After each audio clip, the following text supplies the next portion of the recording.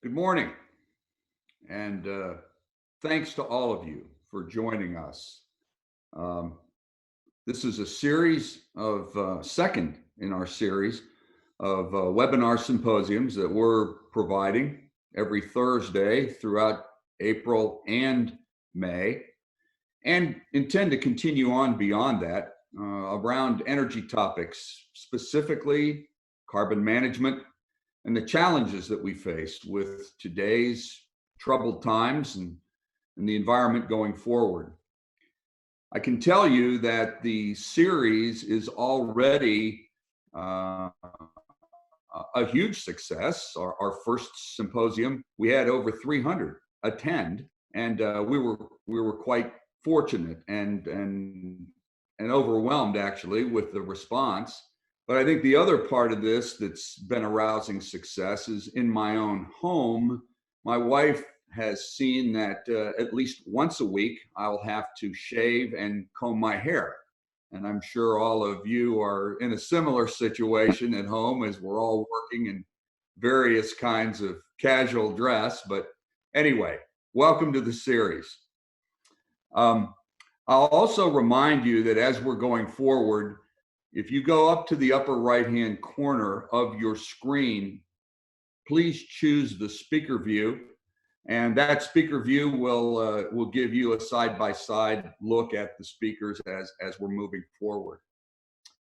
Our Carbon Management Center is founded on the principle that all energy forms are critical to our future, that the feedstocks and technologies, whatever they may be, need to be free of emissions to be able to provide a reliable and cost competitive energy supply, whether that's in the oil and gas industry, the petrochemicals industry, or the electric power industry.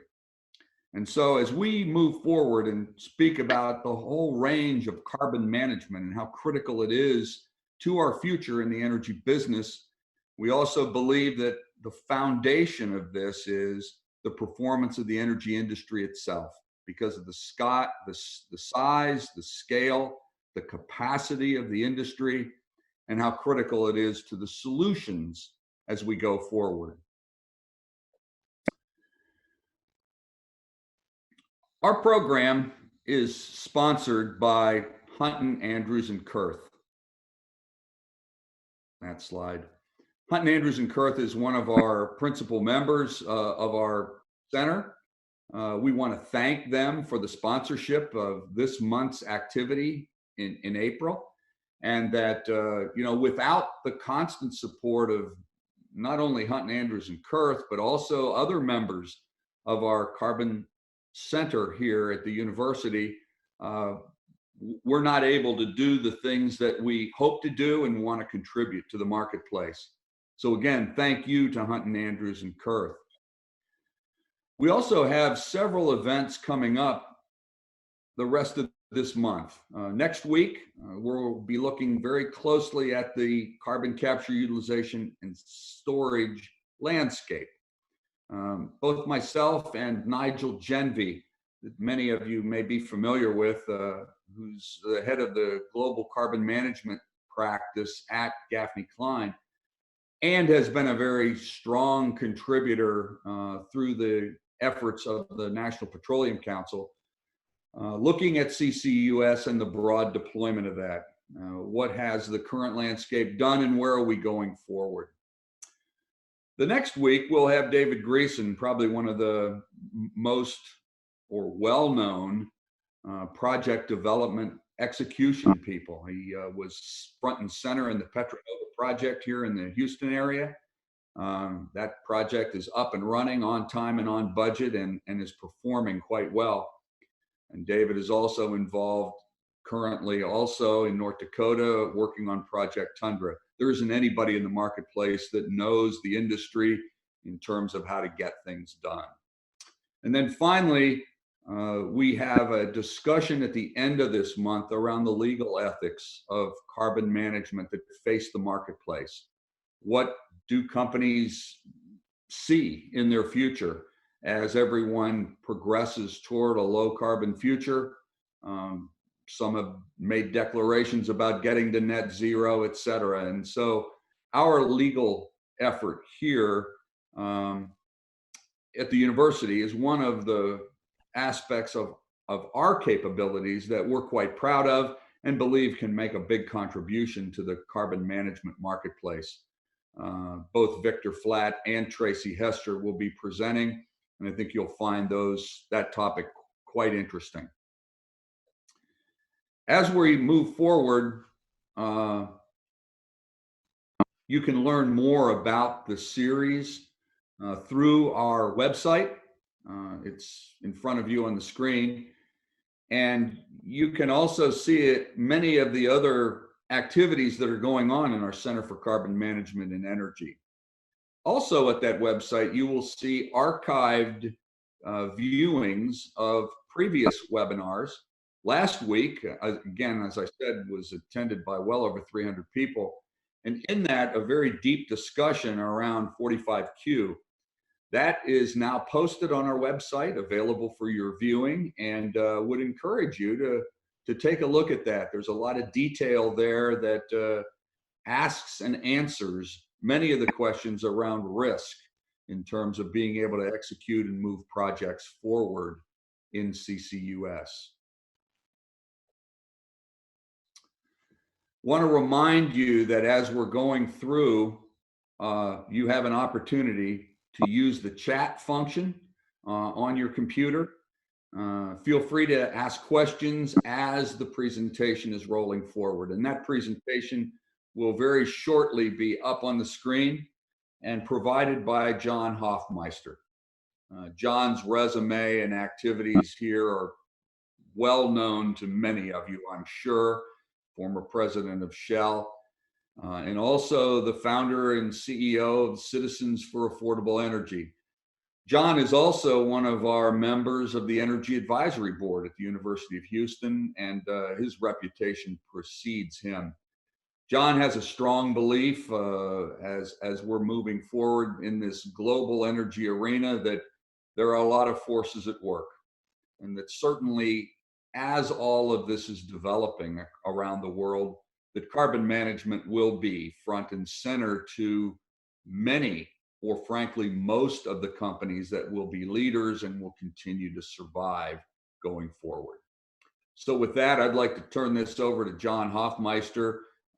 And as the presentation is rolling, please take advantage of the chat button, ask questions as we're going along. We'll assemble those questions and then have a Q&A that we hope will be able to address as much as we can before we conclude at noon today. So again, thanks everybody for joining us, and let me turn it over to John Hofmeister.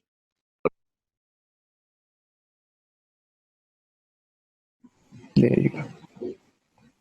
Hello, it's a privilege to be able to present this webinar to you.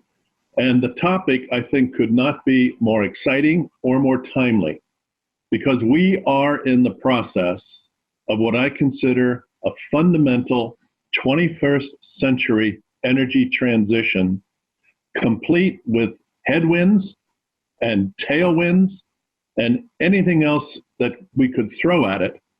But the facts are inevitable. The world has changed and is changing continuously. While at the moment we're in the throes of the coronavirus issues and energy demand collapse, particularly for oil, the world is going to recover and the world is going to need more energy. And just take a look at the population, first exhibit, the population change in the way in which the world is progressing. We started out in, let's say, 1900 with something like, 1.5 billion people in 1900. And as time moves on, there are more and more and more of us. So by the time we get to 1950, there's about 3.5 billion. But by the time we get to the year 2000, there's 6.5 billion. Now, here's what's interesting about the progression from 1.5 to 3.5 to 6.5 billion people. We got hooked on very available and affordable energy from fossil fuel, from coal, from oil, from natural gas. It all worked. And it fed a growing economy. And it took billions of people out of potential poverty to live a quality of life, a fullness of life. And with such a small population relative to today, we didn't actually think about the environmental consequences of all of those gaseous wastes, of all of those particulates going into the atmosphere. And so during the 1900s, the 20th century, we really did hook ourselves up with an efficient and effective and most of all, a powerful energy system that brought us all of the things that we learned to appreciate. But as we look forward and as we think about how things move on, what is today the baby boomer generation? Let's go to the next slide. The baby boomer generation really did hook into what that 20th century delivered in terms of energy. And it has prospered and it has done well, but what it has not taken account of are the environmental effects of the major form of energy that we use. 80% of the energy consumed in the world is largely driven by fossil energy. That's a fact. And whether it's Asia, Europe, South America, North America, Australia, you name it, we are consuming all of that fossil energy with an ever-increasing population number, which by 2050 will be over 10 billion people. And by 2070, over 10 billion people. And then by the year 2100, even a couple of more billion people. That many people, ladies and gentlemen, is just too much burden on the global environment to be able to tolerate ever expanded use of fossil energy. It just can't happen because we just cannot accommodate that much pollution on Earth, given the fact that we've already polluted for a century and a half. The next generation, the generation of millennials, has a whole different outlook on energy. They love energy, and they're going to continue to love energy, but they want cleaner energy. And they have grown up in a world in which their primary education, their secondary education, and their advanced education is highly focused on environmental conditions. They have a completely different view of the impact on the environment of the energy systems of today, and they don't want any part of it. They want to see change. And there are growing numbers of baby boomers who in their final years also want to see change. And as this whole world population continues to increase and the focus on the environment continues to grow at the same time, the energy industry of today is taking note. And the energy industry of today is also going to move on. Because the reality is, if we look at a scene of Hong Kong, we can see that energy demand, let's go to the next slide, is not going to go away. This is our lifestyle. This is who we are. This is how we live. We live up, we live out, and it's all consuming energy. And so as a people, we need to think about and know and understand not only where the energy comes from, and not only how we produce it and distribute it and consume it, but we have to know how it affects the environment, the earth on which we live. Because today's 7 billion people, moving towards tomorrow's 10 billion people, have to feed ourselves, clothe ourselves, house ourselves, all of which are energy consumptive. And let's not forget, there are multiple tiers of energy. There's the tier that we consume directly. So we, as consumers, every one of us, live in a building or a house or an apartment where energy is consumed directly by us. But don't forget, there's a second order of energy. All of that which surrounds us is also consuming energy. And in terms of building the building itself, making the building materials, building the highways, building the infrastructure. And there's a third order of energy. How do all the ability to make the clothes, to grow the food, to distribute the food, to build the hospitals, to run the hospitals, even if we're not hospitalized, all of that additional energy is part and parcel of who we are and what we do. And with more billions of people, there's going to be a whole lot more gigajoules of energy that will be required to meet all the needs of all the people. And we just can't pile on the environment and expect it to take care of itself the way we thought about it in the early 20th century when we connected to the kinds of fuels that we have. So as we think about the rest of this century, let's shift gears a little bit and look at the economy. As we look today at a $74 trillion economy, where the US is the largest, China's number 2, Japan's number 3, Germany's number 4. We have all of this accumulated wealth, all of this accumulated industrialization, all of this accumulated information systems era, electron-based financial and commercial and industrial sectors, and every part of the world still wants to grow. Every part of the world wants to achieve the level of quality of life and the type of life that's experienced so well across Europe, across the US, across Canada, and increasingly across parts of Asia. Everyone in the world wants it. And if you take a close look at that map of the world, where's Africa? Africa's buried somewhere in other countries. Doesn't even show up by itself. That's how challenged we are in certain parts of the world in which they want what everybody else has. And the fastest growing populations, when we look ahead to the demographics we just covered, the populations of Africa, the populations of Asia, will continue to be the fastest growing population centers of the world. While North America and Europe populations may not grow all that fast or all that much more, in fact, other parts of the world will. And those other parts of the world are those without energy. And so as the $74 trillion economy of the world today progresses through to 2050, 2070, 2100, we're moving towards $85, $90 trillion economies of the future.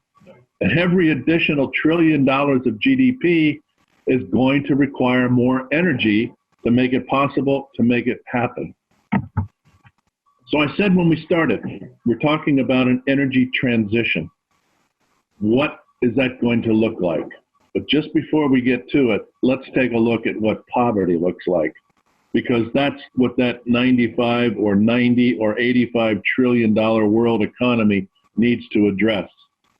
We don't need people in this world who live in the kind of conditions we're looking at. It's time to go.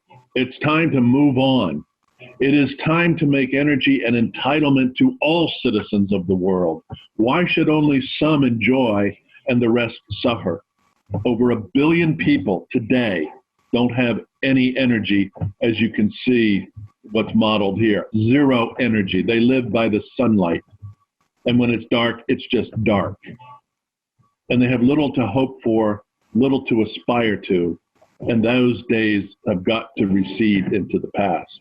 So as part of the energy transition, we need to be thinking about these populations in other parts of the world that don't yet reap the benefit of electrons or molecules the way the rest of us do. So we've talked about the headwinds, what's holding us back, the growing population, the effect on the environment, and the need for more energy. How are we going to get there? Let's shift now to look at all of the things that are happening for us in terms of the energy transition, starting with the electrification of our personal fleet. We electrify vehicles, we destroy the requirement for internal combustion engines. Or we, rather than use a negative term, destroy, we provide a positive term, we shift technology.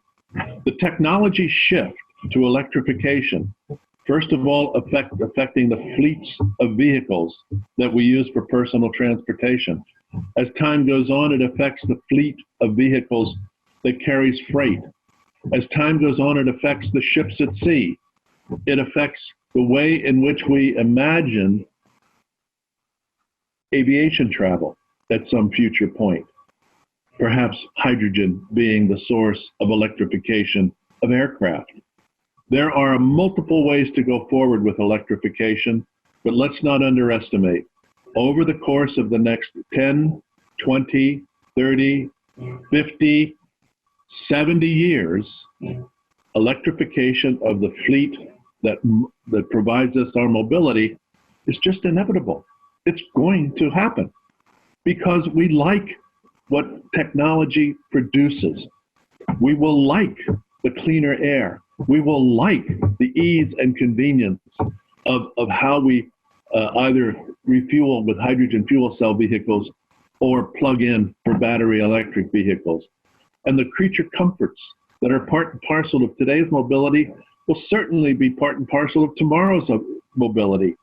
And if you put a little automation on top of that, well, those long drives across long stretches of prairie could be used for things other than staring at the road ahead. And we'll see how that evolves. But the electrification of the fleet is a first and major step towards the energy transition of tomorrow, which calls for more electrons, but calls for less molecules from fossil energy. Another change that will need to occur. We will need more power. There's no question but that the Earth will need more power. What is the most available source, the most powerful source of electron production? Well, it happens to be nuclear energy. We have to change our thinking about nuclear energy because nuclear energy on an energy density basis is 2 million times more energy dense than the most dense fossil forms of energy. And there is no CO2 with nuclear energy. And there are constraints on nuclear energy relative to radioactive waste. We know that. We have struggled to figure out what to do with it. We have to overcome that struggle and finally come to a resolution on burial of nuclear waste so that we can move on. Why should we not invest in what we know, which is perhaps nuclear in a different way? Nuclear in a small modular fashion, such as is shown here, which is far more economic, far more capable of delivering energy in locations that don't have it, or in consolidating. Instead of these big, huge plants, we have multiple plants elsewhere that can produce the kind of electricity that nuclear fission produces, and carry on with what is ultimately clean energy from increased nuclear capability. The big winner in all of this energy transition, I believe, will be solar. We've got this huge, powerful sun beating down on us daily. We know how to capture its energy and translate that energy into the future of electrons all over the world. Why not take full advantage of it? It's a free source of energy. And because it is so prolific, and because there are some parts of the world that can do better than other parts of the world, given the cloud cover and given other aspects of the way the Earth turns, let's take advantage of nature and let nature be our friend when it comes to the production of the electrons we crave. And it is not only the panel construction like we see here, but let's take a look at a different kind of solar power that can also be advantageous to us. Here's an example of a facility in Tonopah, Nevada, where it provides for its own storage as it is producing electricity in real time during sunlight hours. So the heat produced from the sun that goes to molten salt, that goes to make steam that turns generators on a 24/7 basis, This is a different type of solar, which, when industrialized and perfected, is going to be another major source of solar energy in the years and the decades ahead. But as we think about more intermittency, because let's face it, there is intermittency with solar. The sun doesn't shine 24 hours a day. It shines somewhere between, depending on the season, 6 to 8 to 10 to 12 to 14 hours a day. That's when we capture the greatest sunlight. How about when the sun isn't shining? And while we will have wind alternatives at night, the amount of wind energy is probably not as significant on a global basis as many people might wish. And it mainly has to do with the geology of the earth. Where we need wind, we need mountains. And the whole earth is not mountainous in order to produce the winds at night that would otherwise supply electricity, as it does so nicely in the high altitude prairie of America. And so let's move to the storage requirement. We have to have the storage to take care of the intermittency. And here we have a view of a first effort by Tesla to provide in grid level storage for a project in Australia to demonstrate that it can be done. The amount of storage we will require could vary by geography. It could vary by the other sources of energy in a given geography, how much nuclear, how much solar, how much of other sources like wind, or some continued use of fossil, and we'll come on to that in a moment. But the reality of storage is it's a must-do that's associated with renewable energy because the intermittency issue has to be solved. We cannot do without storage if we're going to increase the amount of renewable energy, which is by definition intermittent. But there's another infrastructure requirement that's part of the tailwinds driving us, and that is the technology that we put into our grid. By developing the grid of the future, let's go to the next slide, we are in effect perfecting what is already a pretty interesting and capable grid system. By putting intelligence into it, we're better able to adjust to the fluctuations of supply, which does fluctuate given all the different sources of supply. But in addition, it can be self-correcting if problems occur. The intelligence of a grid can, following the aftermath, for example, of a violent thunderstorm where lines go down, can correct itself so that homes that otherwise would be out of power can be quickly supplied with power by rerouting electricity thanks to the intelligence of the grid. And as the time of day changes and rush hour occurs, or people are beginning to do their evening activities at home instead of at the office, the intelligence of the grid can bring the electrons to where they're needed as and when they're needed because everything has gotten smarter. The days of dumb iron on the gigantic utility grid system of the world are coming to an end. And the intelligence that we bring to so many other things that we use and so many other things that we do through electronic software and other capabilities, we will be doing with our grid as well, which helps with the whole energy transition. And by the way, when we seek efficiency, a good way to find greater efficiency in the use of electrons is with an intelligent grid system. But now we come to the coup d'etat, in my opinion, the coup d'etat of the energy transition of the 21st century.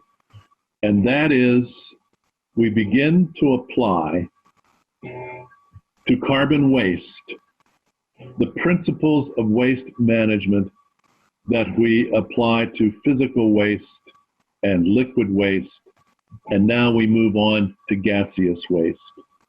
We move into a whole new industry in the world which is related to the energy transition, which has to do with how we capture and reuse or sequester carbon waste.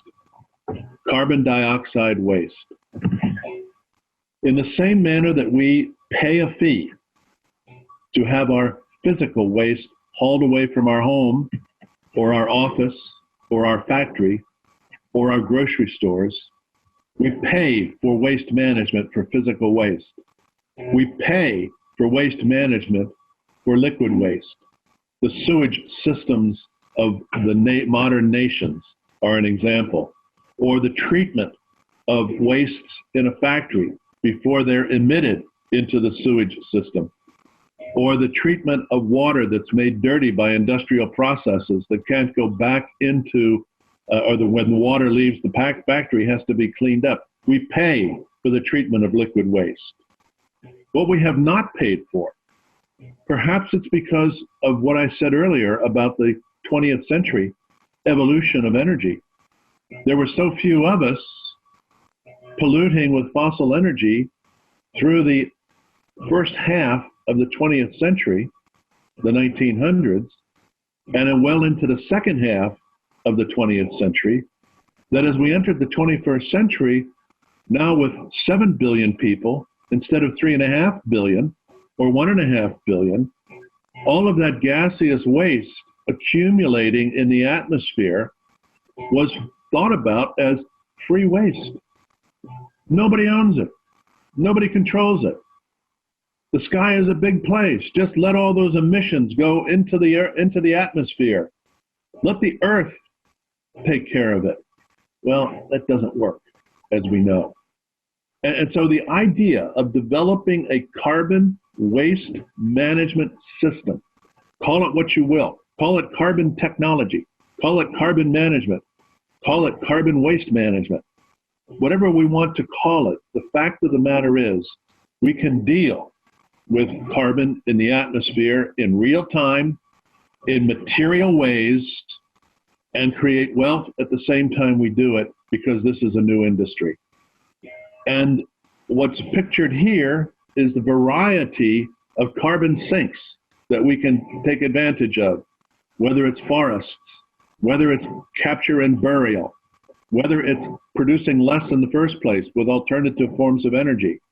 But let's go to the big one. This is the mega engineering that is beginning to occur. By taking carbon directly out of the atmosphere, by essentially pulling air, normal air that we breathe, but which has excessive carbon dioxide in it because of man-made emissions. This is a test facility in Squamish, British Columbia, funded by, in part, the Gates Foundation. Bill Gates has his head into this. Chevron, Occidental, BHP. These are big oil companies. Big oil companies putting their money where the demand is for dealing with waste. And this type of direct air capture of carbon. This is an experimental facility.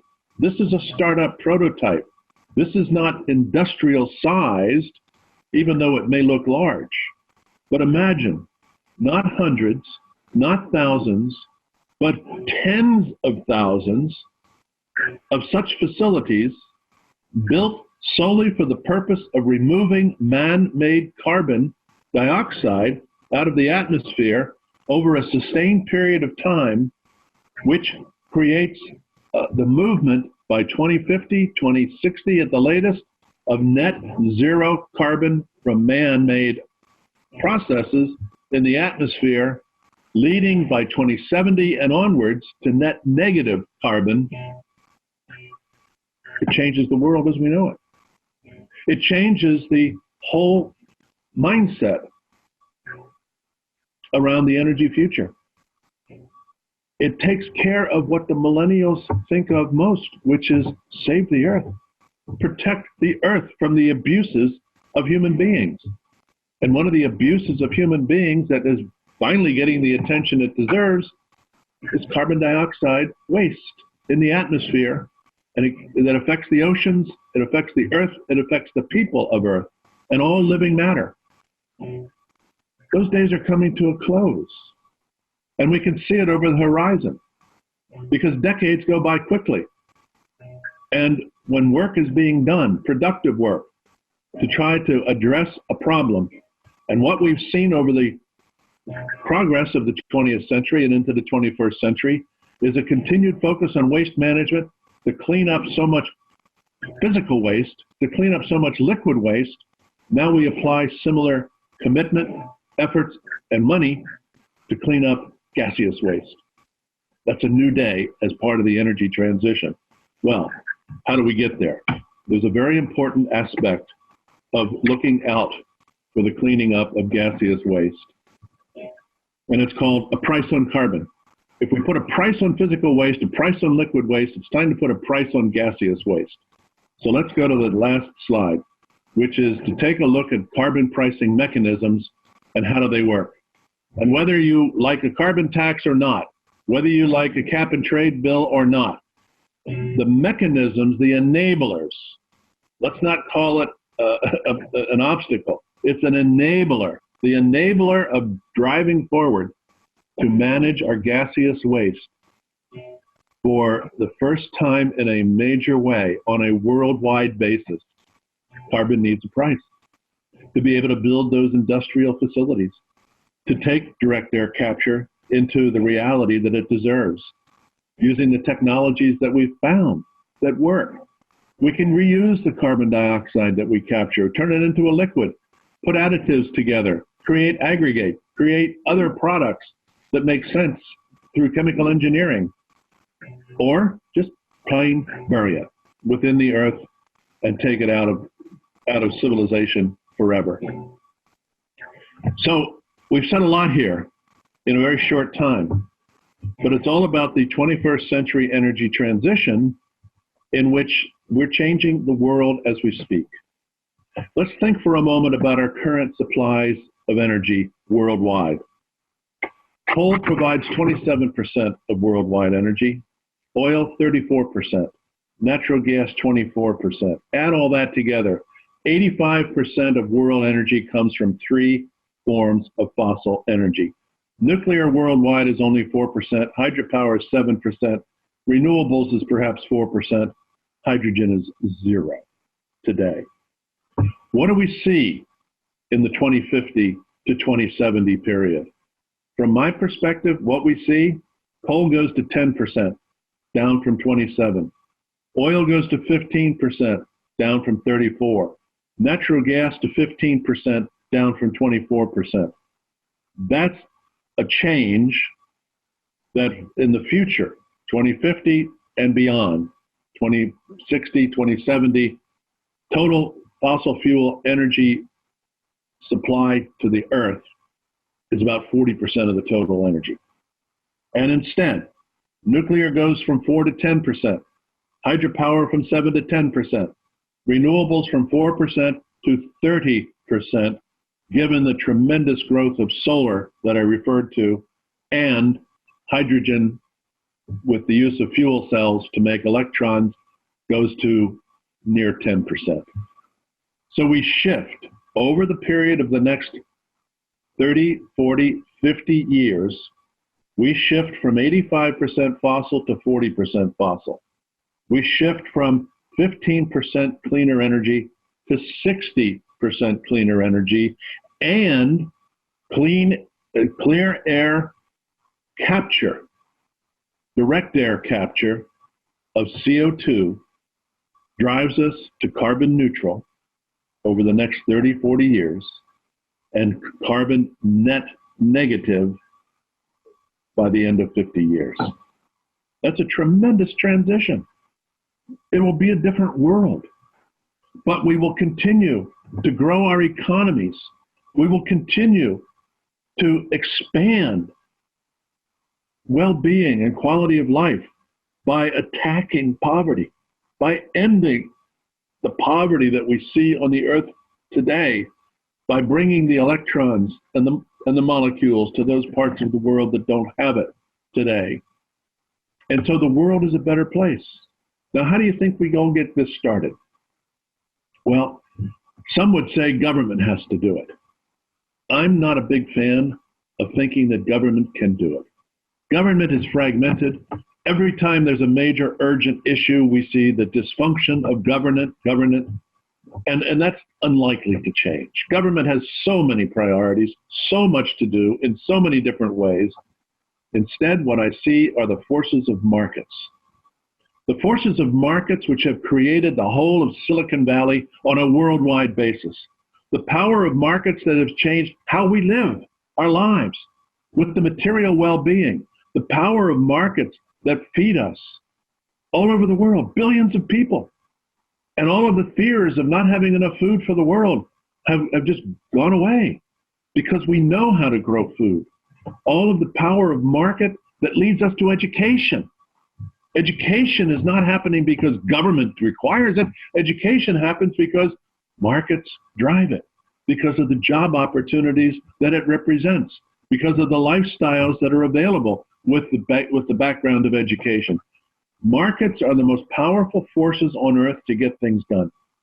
So with the enablers of a price on carbon, with the technologies that are available to us across the board, on every tailwind that I referenced today, from electrification of the fleet, to the intelligence of the grid, to the clean air capture, to of carbon dioxide, all of those technologies are available to us, and the power of markets will make it happen.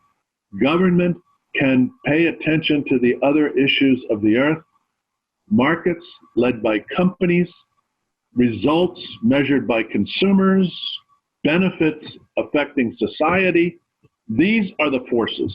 And one thing you can say about energy companies, which has been true for the entire history of energy companies, is they understand time.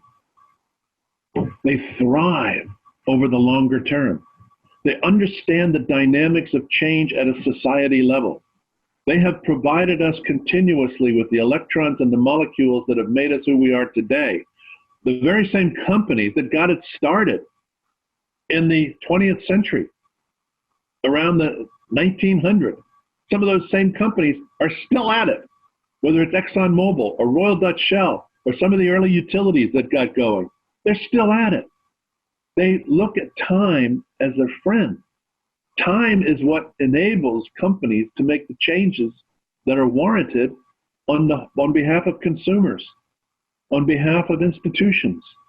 And so these elongated time-based companies have the people, have the money, have the desire to do what they do well.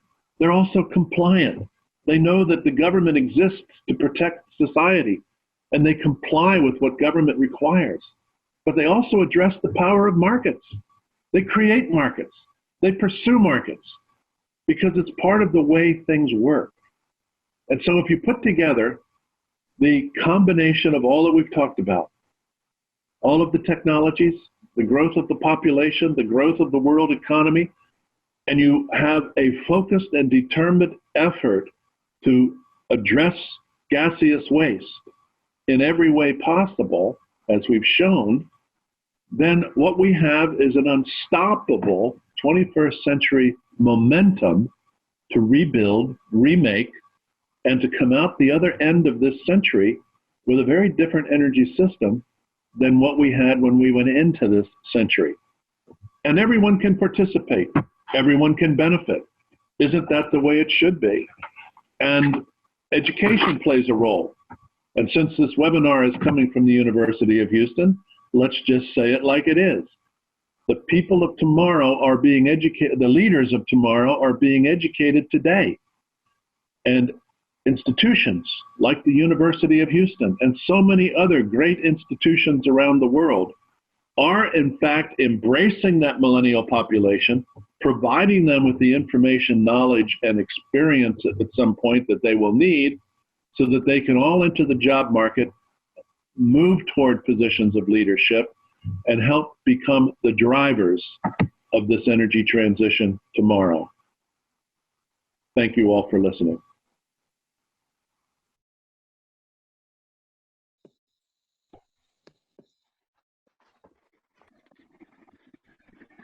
Well, John, thank you for those. We've got any number of questions coming in, and I'll remind everyone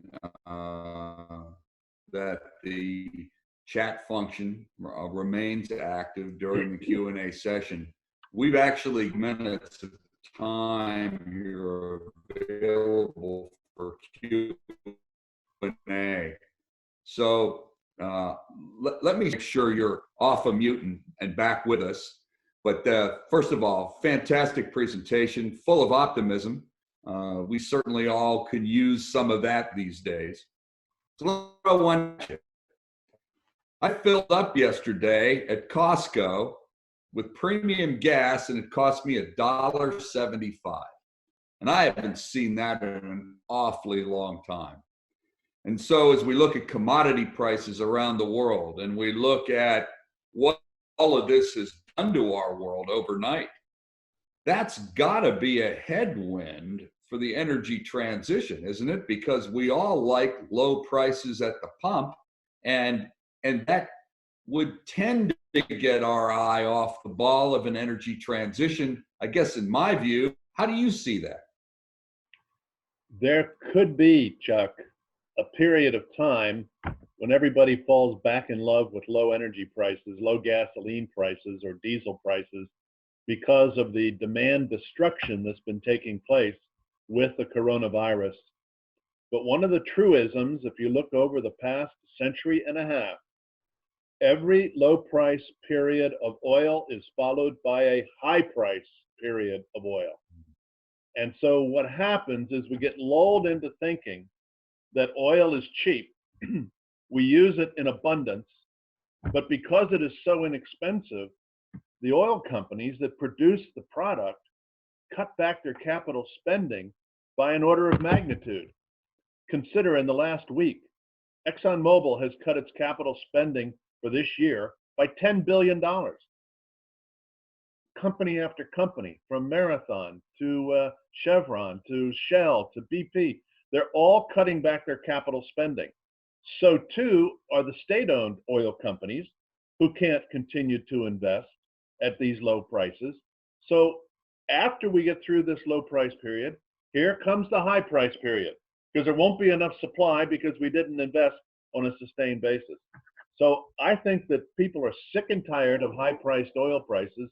More importantly, I think they're sick and tired of the volatility. And I can speak as the former executive of a major oil company. Oil companies really do despise the volatility of the commodity price, because what they want is certainty. They don't want to try to operate in a low price world. They lay people off. They cut capital spending. They really weaken their companies. Nor do they want high price, because that drives away consumers and it drives the alternatives. So, that's my response to the cheap gasoline that's available today. Who knows, a year from now, it could be double the price. Well, the best cure prices and similarly for high prices as well. You spoke a lot about the optimism that you see in the energy transition going forward. And there's no denying that the energy density of fossil fuels is really what's driven the dependence on fossil fuels, the technologies and everything associated with that, certainly. As you look forward, and the fact that really the elephant in the room is during any kind of transition, we're going to be looking at prices. We're going to be looking at costs, and consumers are going to have to absorb those costs. Do you see that behavior more in the younger generation, perhaps, or do you see that as a cultural change? Because there's no denying that transition will cost. Well, I think as we age through the various generations, every generation coming up learned what it learned during the period of its most open-minded behavior, which is how you come into adulthood. As we come into adulthood and know what we know, it's all based on what we learned when. And I think that when the baby boomer generation decided that they knew enough, they really didn't. as is true with every generation. You never know enough. Life is a process of continuous learning. But because we grew up, the baby boomers grew up in the 50s and the 60s and the 70s for the most part. That's when they came of age. That's when they knew what they knew. That's when they finished high school or college, whichever they finished. And so they went into the 80s and the 90s with a certain knowledge base and a certain dependency on the then existing fossil fuel capability of the nation. They thrived on it, they loved it. But if you remember, in 1970 or 69, we had the first Earth Day in the US and around the world. And the Earth Day, which happens every April, is a celebration of the wonderful nature that the world contains. And as the 1970s wore on, and we had the Cuyahoga River fire in Cleveland, we had the crash of the Exxon Valdez. We ultimately, in 2010, had the BP disaster in the Gulf of Mexico. And we also saw the smog of California, the smog of New York, the smog across the world. And then China came into the industrial age, and you could hardly see down the end of the street in China. We realized particulates, CO2, which the Supreme Court determined in 2007 was a pollutant under the Clean Air Act of 1972. All of these things came together to really say to the baby boomer generation, something's not right. This is not good enough. And along comes the next generation, Generation X, Generation Y, now the millennials. And built into the primary school agenda, the secondary school agenda, and of course through the university years that people go to college, they learn a whole different appreciation of the significance and the importance of the environment. So this is a long answer to your question, but I think it is the progression of human knowledge, the awareness of what we know, when we know it, how we know it, that is going to sustain the core drivers of the energy transition, because we just can't go back to the way it was. We can't thrive in the way we go forward with the dominance, as it has been, of fossil. But at the same time, we can't just put fossil back in the ground and 10 years from now pretend that we'll have enough energy to separate ourselves from dire poverty, because electrons do cost money. And we will pay more than we paid in the past, but pay more for a higher quality of life. So there's value in that, in my opinion. And as we transition, the ability for commercial companies to make a profit as they continue to deliver more and more electrons and fewer molecules per capita, I think it'll be a very different world, and I think we'll enjoy it. Well, John, you mentioned carbon capture, utilization, and storage quite a bit toward the end of your presentation. And it seems to all hinge on the fact that the cost of carbon capture continues to be the elephant in the room in terms of the effectiveness and the cost competitiveness of it. But of course, that has to be played off against the cost aspect of renewable technology, infrastructure that's necessary. It all seems to indicate that carbon capture, utilization, and storage is not just simply for growth of the energy requirements, but to actually look at fossil generation today, existing facilities that with carbon capture, utilization, and storage applied to them could become an engine for the future by eliminating those emissions and perhaps being a more cost-effective way to continue to provide value to the economy. 20 years ago, believe it or not, I was a strong advocate wearing out shoe leather in Washington, D.C., working on some pricing mechanism for carbon. At the time, we called it a cap and trade program. This was in the early 2000s. There was an organization of 35 companies and environmental groups working together to try to create a legislative framework for Congress to use, which would come from the public that deals so heavily with environmental issues, meaning those who are the polluting companies, as well as those organizations, those NGOs that are trying to constrain the polluting companies. So let's come together under the auspices of the Rockefeller Foundation and come up with a legislative framework.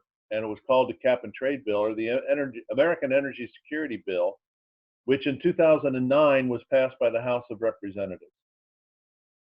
It was a Democratic House with a Democratic president and a Democratic Senate, but the Senate wouldn't touch that bill, and the White House wouldn't support that bill in the Senate, and we lost a major opportunity in 2009 to make a big step forward legislatively to put a price on carbon a long time ago.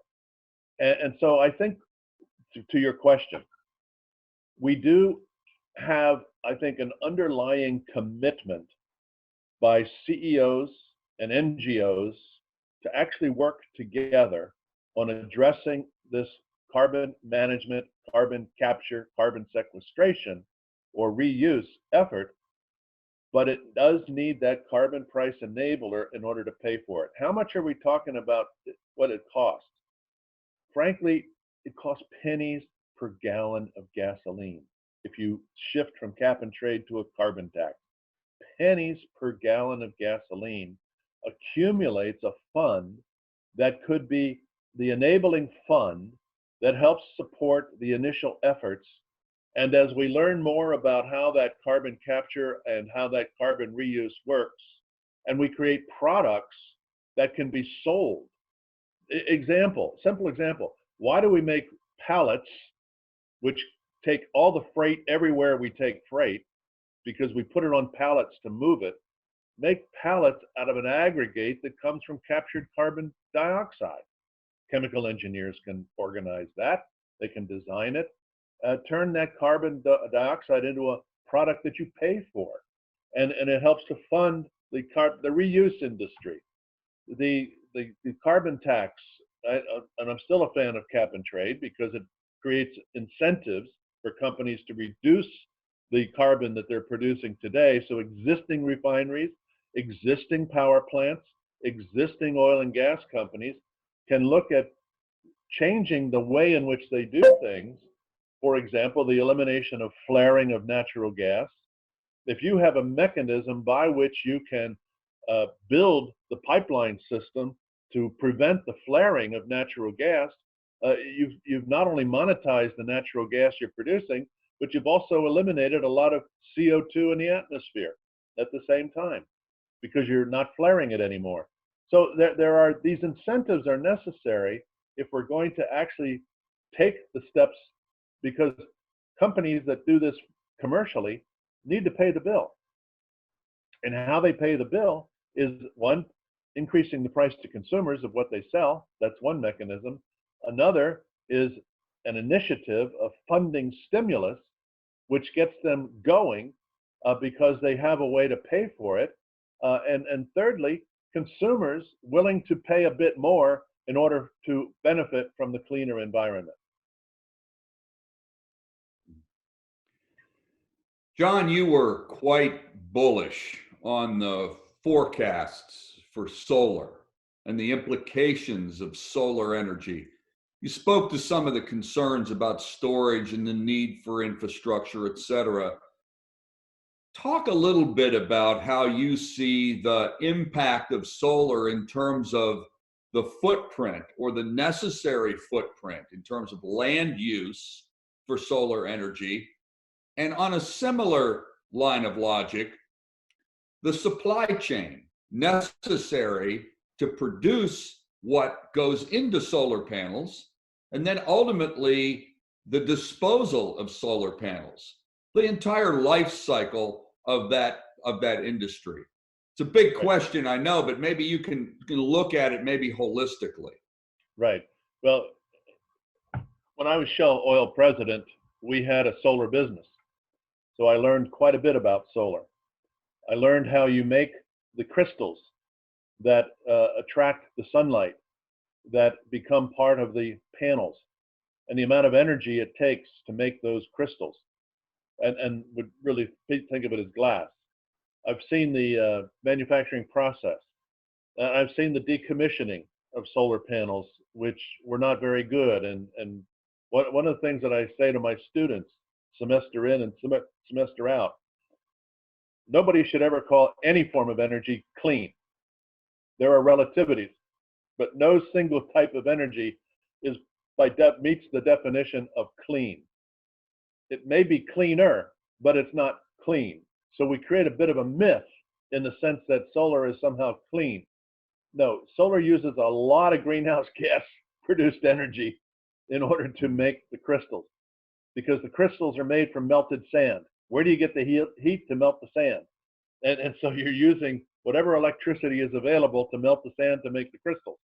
And the steel infrastructure, you use carbon energy to make steel. And so the panels sit on a steel shelf so that they have a survivability through storms and whatnot. And then decommissioning, you got to break the glass, basically, remelt it to reuse it.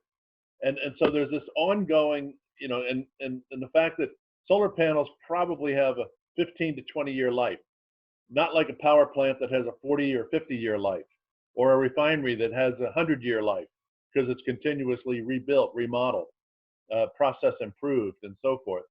So there's this turnover of the solar or the wind type of energy supply system, which does add cost to the fact that it doesn't have the length of life that other sources of energy have. But it all comes down to, what are our priorities?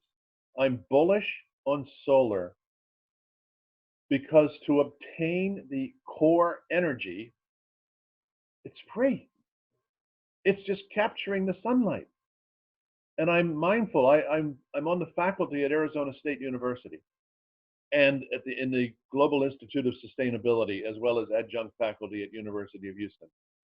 And when I fly to Arizona State in Tempe, Arizona, you fly across West Texas, New Mexico, and Arizona, where the sun is shining the whole way across. And you're looking down at all of this land where no one lives. There is nature there, there are critters that live there, but adapting the land prospects to the production of solar energy is not that big of a leap of intelligence. There's plenty of space in this country where the sun always shines, or nearly always shines, to take advantage of an infrastructure, but it would need an intelligent grid to move those electrons all the way from Arizona or New Mexico or Texas, let's say up to Michigan or over to New England, where there's a lot of cloud cover. I used to live in the Great Lakes area for many years of my life, and we used to say that, when I lived in Erie, Pennsylvania, the cloud arrived in late October, and it finally left sometime in April. but basically, from October until April, it was cloud cover every day, given the nature of the Great Lakes and how the earth works. And it's not to say it's not a wonderful part of the country to live in. It's to say that there's just a lot of cloudy days. So I think you have to adapt naturally to the sources of plentiful sunlight. And already there's conversation taking place about solar farms in North Africa to supply Europe. And it's not out of the realm of possibility to do that on a mega scale. And anybody who's been to North Africa knows that it's very much like the west of the US, sunlight every day. And let's just take advantage of that free source, because all of the other costs are incidental to the free source. And as long as that sun is providing what it provides, which is the sunlight, and we have the chemical processes well understood to convert it to electrons, let's go for it. Well, let's pull the thread a little bit on your African example. It seems as if we were all one big country on this world, we could come up with fantastic holistic responses and solutions. That seems like actually a pretty long putt, John. how do you come up with a structure in the market and a business model that could enable what you just described? Well, you're hitting on one of my favorite subjects that I did not bring up in my prepared remarks. You're touching on how do we govern energy. And we could have a whole long discussion on this, but let me say it very concisely. The financial industry of the world operates exactly as you just described. Market forces drive market opportunities to make money by loaning money, spending money, and being paid back with an interest. It works all over the world. It works in authoritarian governments. It works in democratic governments. The financial industry has figured out how to work essentially collectively. Because in every country in the world, there is a clear set of so-called big rules governed by national entities reporting to the central government of whatever country, called the national bank. Ours is called the Federal Reserve. We have the big rules governing finance, and it provides the world with all the money the world needs to do whatever the world wants to do on a borrowed basis, and the borrowings get repaid. It works. It's been working since the Federal Reserve Act of 1913. And look what the Federal Reserve is doing just today, the 9th of April, where it approved $2.3 trillion in available loan money during this period of economic recession due to coronavirus. And it's happening all over. Canada's doing it, Japan's doing it, China's doing it, where you can use the monetary system, the financial system, and the actors, the banks in the financial system, because it's all working according to big rules. How come, with all the brilliant minds that have delivered electrons and molecules for a century and a half to this world, we have not yet figured out a governance model for energy? That, to me, is the holdup in terms of companies operating according to a plan or a pattern on a semi-organized global basis to get done what is truly possible in terms of transitioning. We don't know how to govern energy.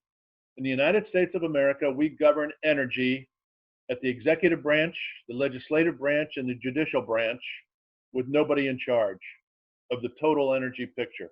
There is where the financial industry has the Federal Reserve setting the big rules, we use at the federal level all three branches of government, and always dysfunctional and fighting among themselves.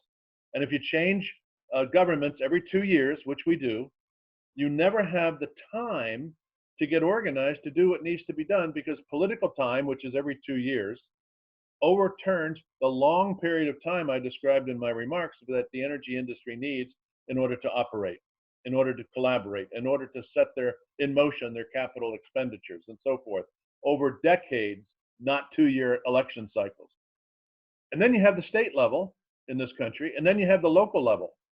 And so you have all of this disparate governance of energy in which companies can hardly figure out what can we do, because there are so many constraints and so many obstacles. And at the same time, in some states, there's so many incentives. So an incentive in Pennsylvania to develop the Marcellus Shale hits a wall at the New York state line where they ban fracking.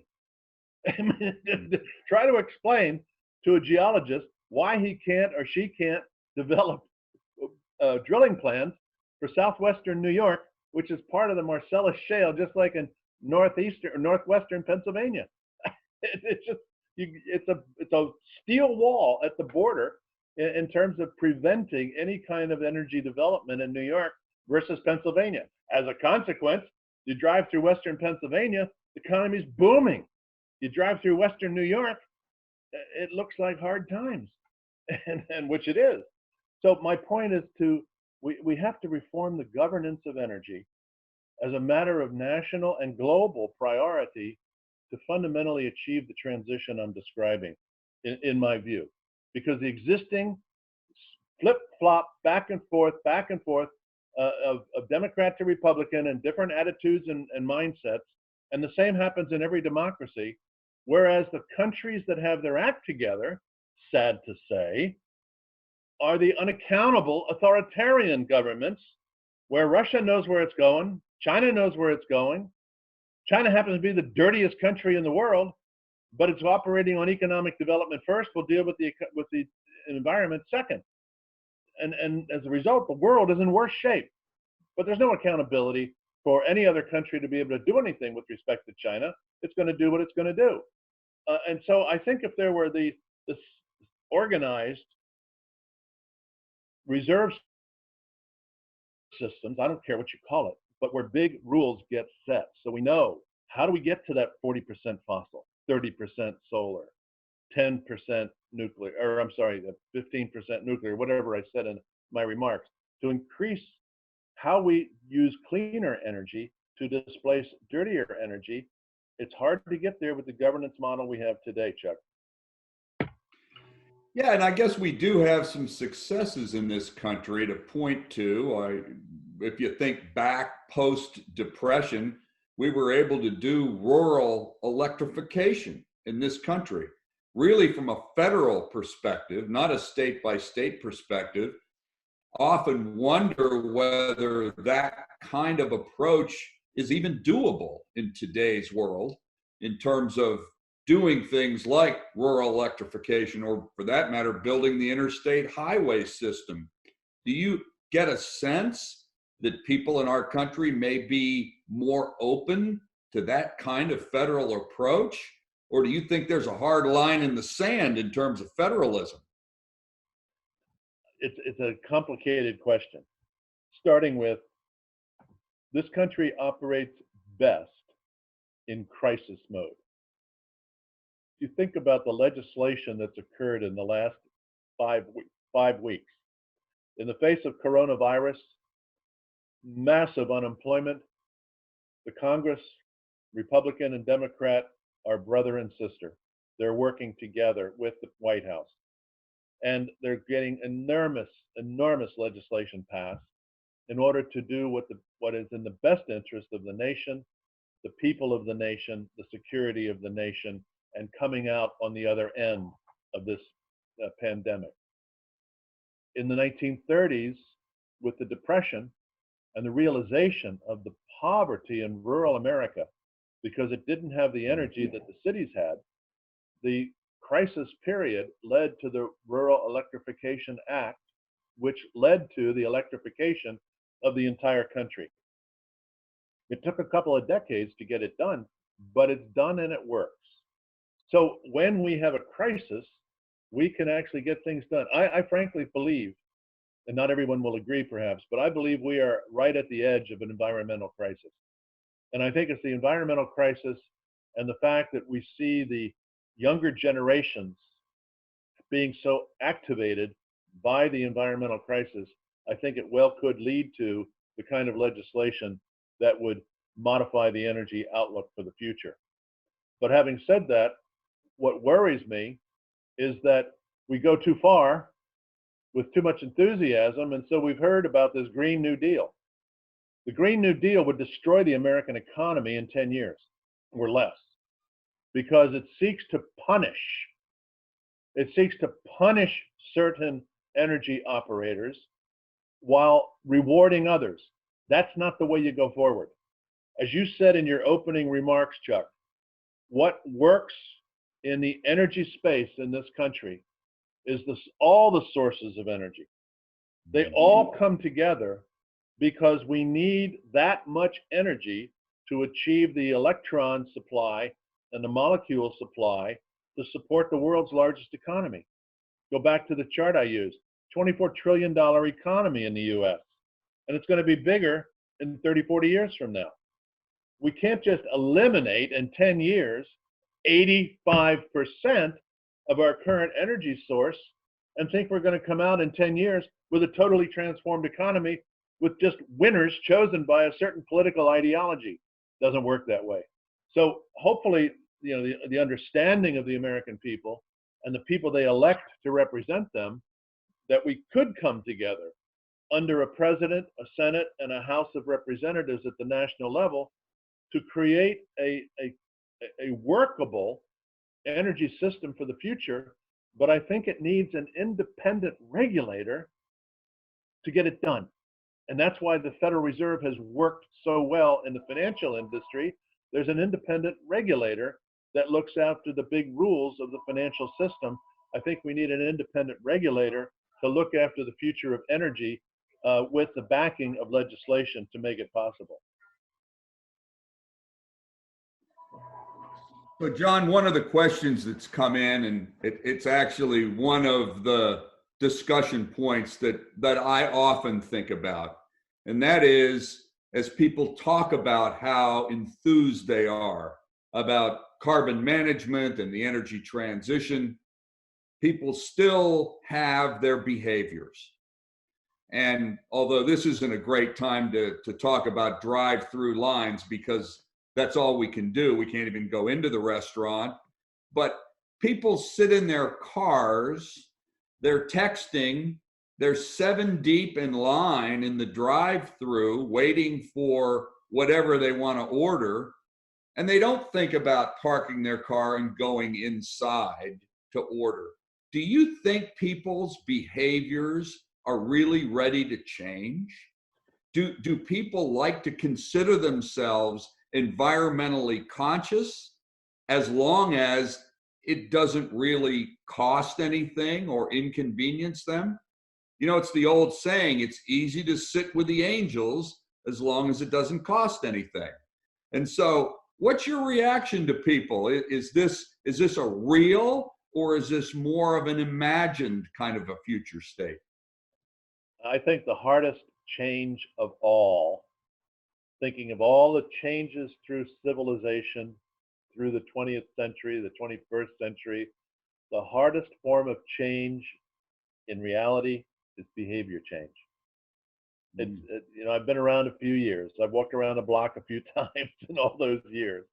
And when I think back to behaviors that I witnessed as a young boy in the 1950s and the behaviors I witness today, very little has changed for many, many people in the population.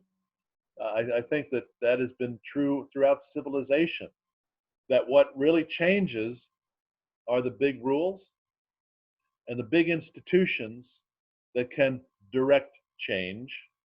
And in a democracy, we get to vote on that periodically. But if we really want change, we need law. We're a nation of laws. And so governance really does matter when it comes to the future of energy. We can't just ask everybody to conserve. It never works.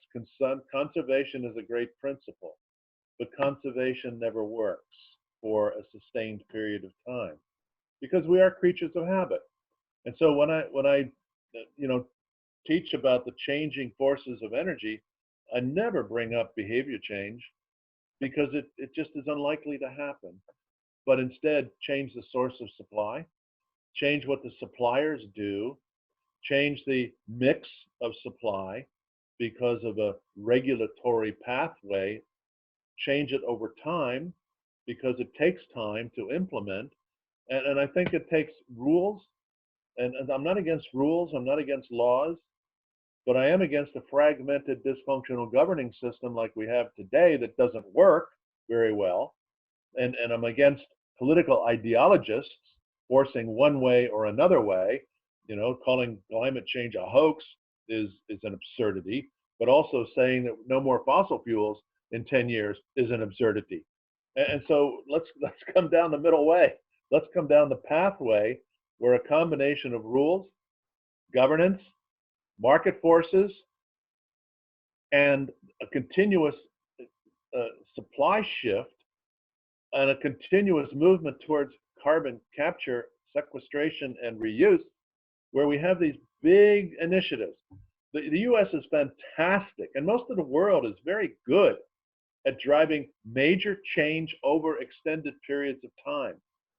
That's really how markets work. That's why I'm such a big fan of markets. Once you get going, you just keep going. I mean, look at the share price value of of Facebook, Amazon, Google, and the others. There's no end in sight. And while they have taken over more and more of the capital investment of the world, uh, industries like oil and gas, industries like coal, they've truly suffered in decapitalization because there's a sensation that's part of market forces. And so market forces are pushing the energy companies towards a much more sustainable pathway. If you want to borrow money and you want to get money out of BlackRock, for example, in order to invest in an energy initiative, you'd better have a sustainability plan right along with your capital investment plan for whatever you're going to invest in, or you're not going to get BlackRock money in terms of the investment. And so there's that's part of market forces, is how we change how we do things. But I really don't rely on human behavior change. They will come along. And they will come along very nicely because the option to waste will become more expensive than it has been. Then people will look for the most economic way forward, which I think will be the energy transition we're talking about. Well, John, we're getting very near the end of our session here, and maybe I'll throw something at you. You can maybe reflect on a bit, but I'd like to come back to what you just talked about quickly, and then move to your closing remarks. It seems like the magic potion or the enabler for all of what you're talking about is fundamental technology change.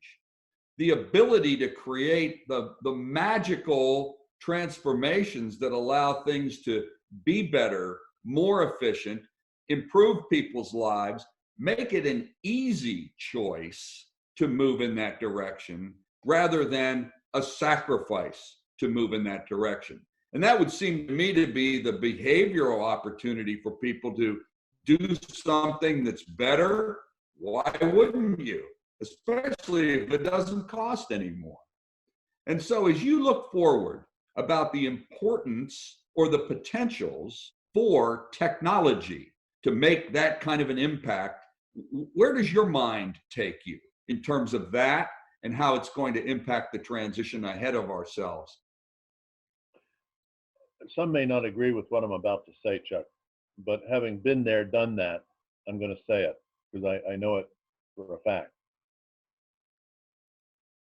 The oil and gas industry, or the energy industry broadly writ, is equal to the technology requirements of a Silicon Valley, an aerospace company, or the medical industry. You look at IT, information management, you look at aerospace, you look at medicine, and you look at energy, it's all about technology. A few months ago, I walked on one of the pathways on University of Houston's campus. There were 20 students sitting in a row, all right next to each other. Every one of them was texting. They weren't talking, they were texting. They might have been texting to the person sitting next to them, I don't know. But all 20 of them were texting at the same time. And I just looked and smiled. We love technology. And that's the IT world. We love what aerospace does, exploration of outer space, or flying at 600 miles an hour to go see our parents or our children. And we look at what's happening in the medical world today, saving lives, unbelievable activity going on in hospitals across the world right now, and energy. So the amazing and fascinating curiosity, the cognitive capacity that gets utilized up here to imagine, to reframe, to redo, to improve. And that's what technology does. Technology changes the world, which is why I'm so optimistic about the market forces that will drive the transition of the energy system over the next 50 years. Because we will get wrapped up in the technology, the chemical engineering of carbon, for example, which we haven't really focused on as a matter of purpose in the past. We just let the carbon loose. Or the incredible evolution of nuclear and the modular fashion of nuclear, to where we just completely rethink it. And we may move away from uranium and towards thorium along the way, which has a much different radioactivity level to deal with. And it can't be used, thorium can't be used to upgrade into nuclear weapons. So there's just so much to be done on the technical front. And I think this is where the universities come in. This is where the companies come in, the research laboratories. There's just so much that can and I think will be done because we can't continue on the pathway that we invented in the 20th century. And it's always been thus. We only repeat history if we make the mistake of allowing ourselves to repeat history. Instead, we move on. And I also think, and I mean it from in a heartfelt way, but also a substantive way, the world cannot afford the poverty that exists in many parts of the earth. The endemic nature of it is debilitating to the core. And finding the pathway forward where energy lifts everyone along the way, I think is another essential outcome of this energy transition. And in the same way that we have populated the world with cell phones, battery-driven cell phones without copper wires connected to integrated lines, I think we can do similarly with energy. And this is where solar, I think, will play a big role. But also, modular nuclear can play a big role. And so that the electrons necessary to lift people to be able to read at night. I mean, how do you read at night when the sun goes down if you have no electrons? You don't. So you don't further, you can't do homework in the evening the way the rest of the world does if you live without electrons.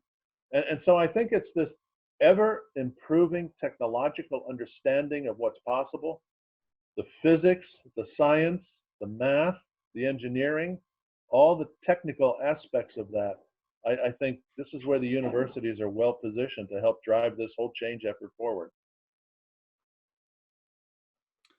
Well, John, I can't thank you enough for your contributions today in today's seminar, your contributions on an ongoing basis at the university with what goes on at the Bauer School of Business and your contributions and adjunct professorship.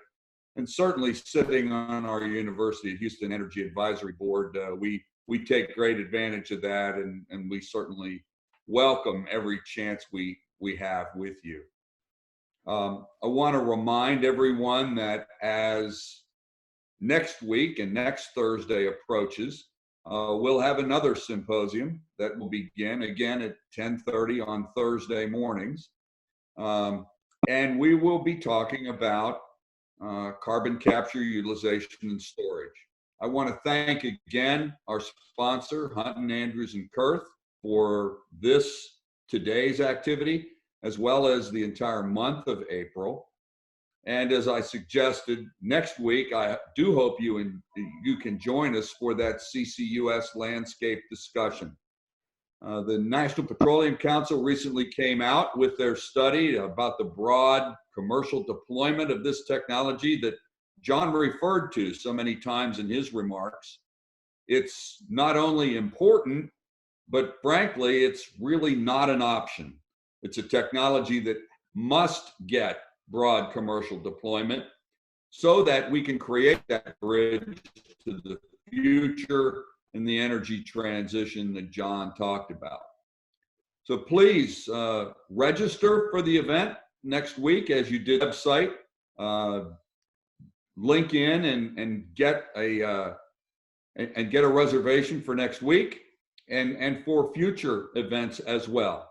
And we hope you will join us again next week and every Thursday for the next month or so. So stay tuned, and again, have a great day, and thanks for joining us.